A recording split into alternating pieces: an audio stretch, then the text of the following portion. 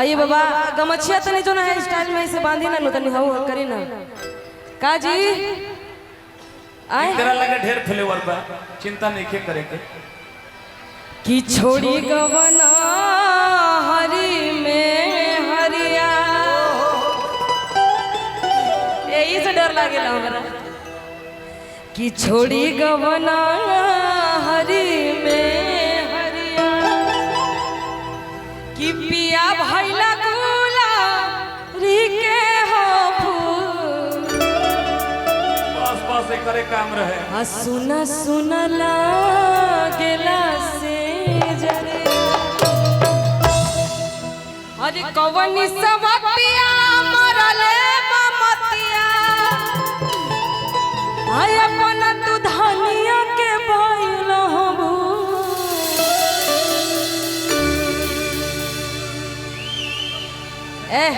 गलत इशारा नहीं करना है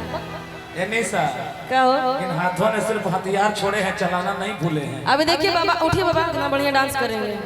कि छोड़ी गवना हरी में हरी छोड़ी गवना ताली बजा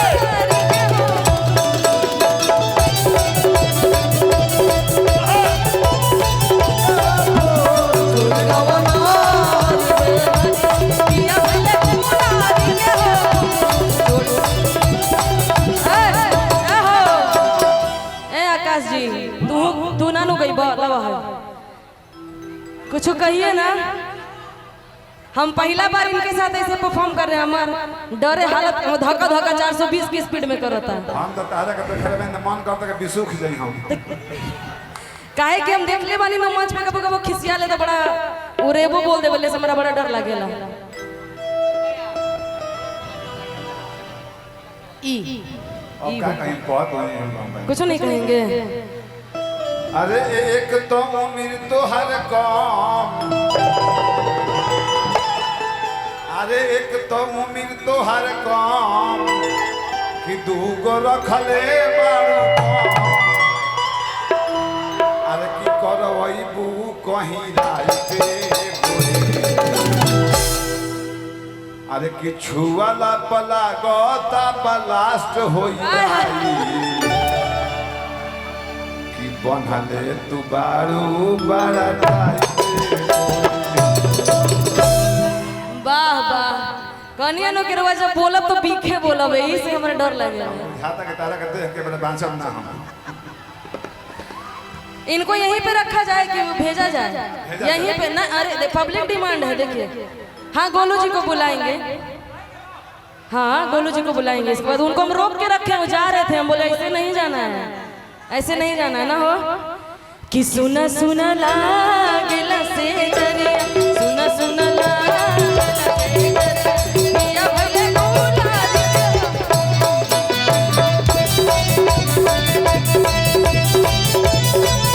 छोड़ी गवना हरी में हरिया पिया भले गुलाल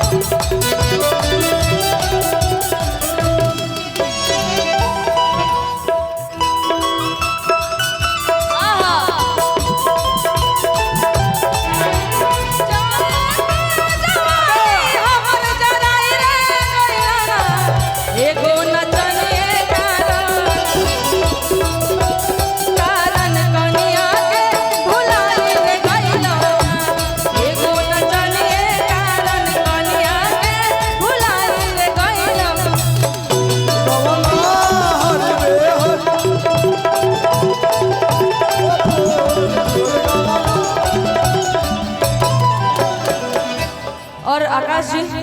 गोलू जी को आवाज दे दीजिए तारा के ना गोलू जी की आवाज दे दीजिए गोलू रे से निवेदन करम करूरा मंच पे आए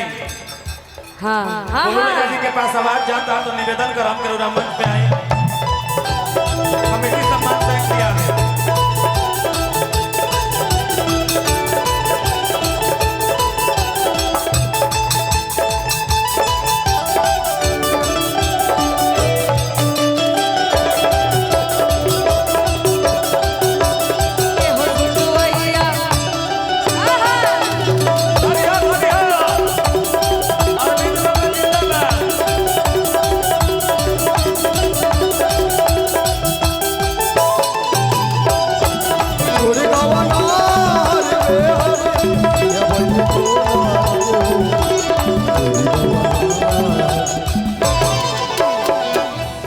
भैया आराम से धीरे धीरे आप लोग थोड़ा थोड़ा सा पीछे हो जाइए। आप लोग को भी तकलीफ ना हो, कमेटी के लोगों को भी तकलीफ ना हो, बैठने वालों को भी तकलीफ। आराम से धीरे धीरे कमेटी से निवेदन बा कि गोलू राजा के सम्मान सहित मंच पर लियावल जाओ। धक्का धुक्की नहीं भैया, आराम से। सैया चुभुर चुभुर गड़े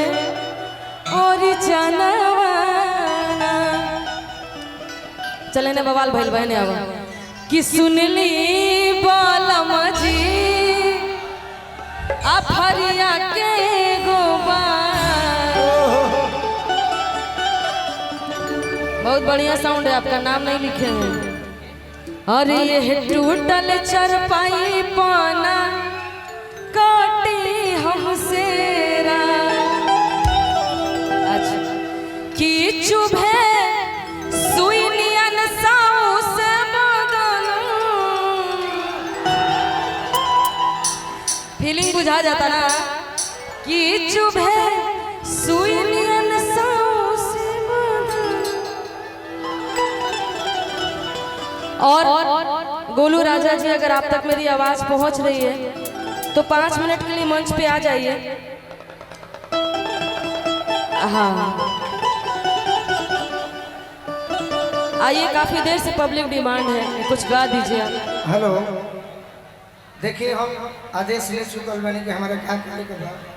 फिर भी निशा जी के मन बात एक लाइन बस सुननी सब है और फिर हम गाई। अरे उहेश के रखो ना यहाँ के बाद